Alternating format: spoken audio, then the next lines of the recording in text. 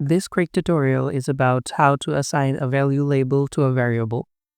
We have a variable gender that we have previously recoded into a dichotomous response variable, 1 and 2.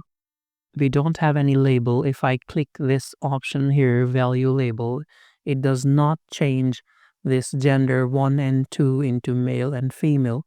Value label is for the reference shown in output to display what a value 1 or value 2 or any other value means. So for this reason, we will create a value label.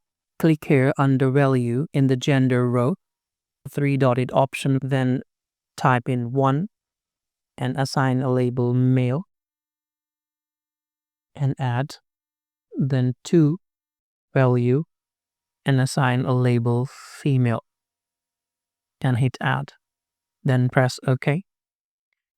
A value label to gender will be assigned. Click the data view and then click value label, and you'll notice a value label for gender is now assigned. You can also see that we have value labels for happiness items from 1 to 5, from strongly agree to disagree. These are different responses on the happiness scale.